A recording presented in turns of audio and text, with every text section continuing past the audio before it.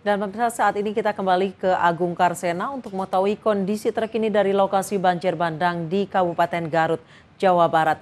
Agung, sudah adakah kembali korban tewas yang ditemukan di saat ini?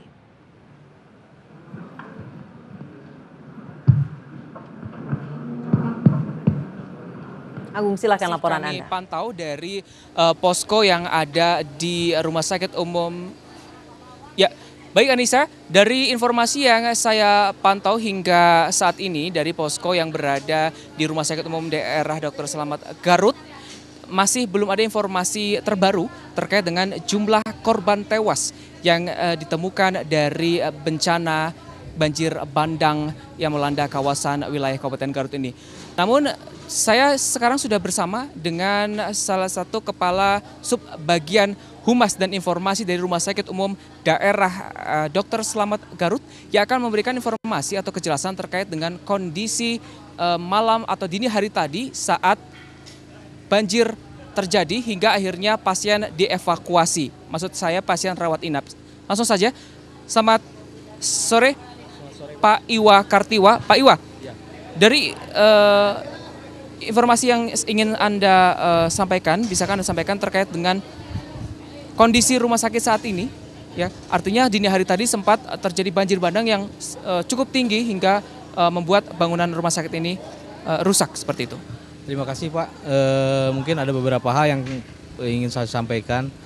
Pertama, memang betul terjadi banjir bandang pada sekitar diawali dengan hujan deras sekitar pukul setengah 9 dan air sudah mulai meluap itu sekitar pukul setengah 11 masuk ke area lingkup rumah sakit dengan ketinggian sekitar 1 meter. Air yang cukup deras ini memang masuk ke masing-masing ruangan dan kebetulan beberapa pasien yang sedang dirawat dengan jumlah total sekitar 433. Kebetulan kami punya beberapa ruangan rawat inap yang kondisinya memang ada di lantai 2. Beberapa pasien yang posisinya ada di lantai bawah kita evakuasi ke lantai 2 tersebut.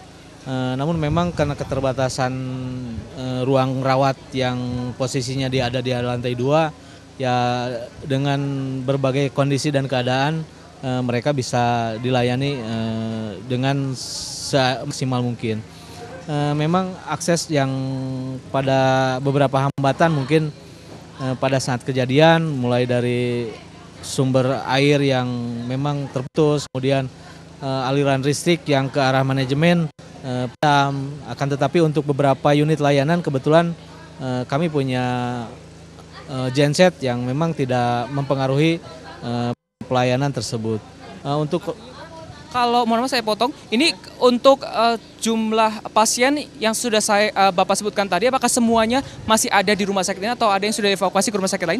Terima kasih. Untuk pasien yang pada malam kemarin itu sekitar 433 ini pada kondisi saat sekarang memang karena beberapa kebutuhan untuk fasilitas yang sangat vital untuk pelayanan, untuk pasien gawat darurat kita rujuk ke beberapa rumah sakit sekitar. Baik itu pasien yang gawat darurat, pasien yang persalinan, ataupun yang pasien yang sifatnya memerlukan pelayanan yang khususnya. Lalu untuk hambatan sendiri Pak atau kendala yang ditemui saat malam tadi di mana proses evakuasi pasien rawat inap yang ada di sini ke rumah sakit lain, apa yang dirasakan? Untuk akses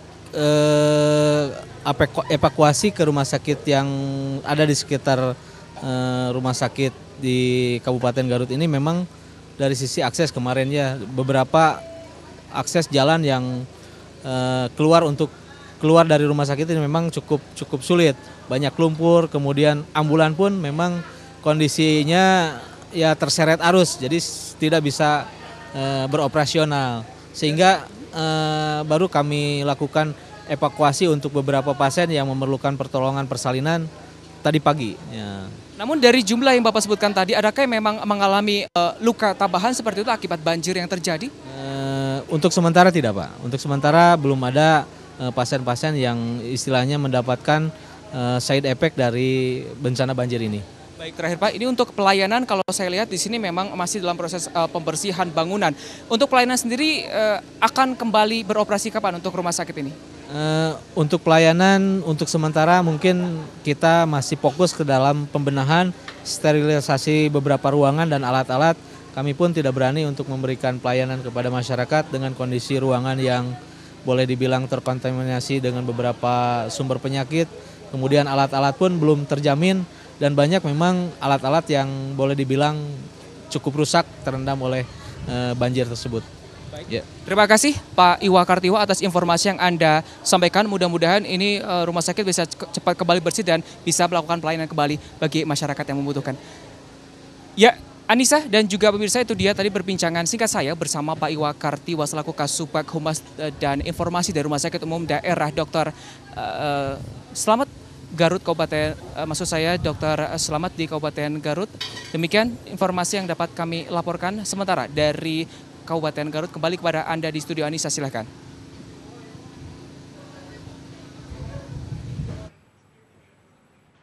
Baik, terima kasih. Agung Karsena melaporkan langsung dari Kabupaten Garut, Jawa Barat. Selamat bertugas kembali dan breaking news akan kembali sesaat lagi.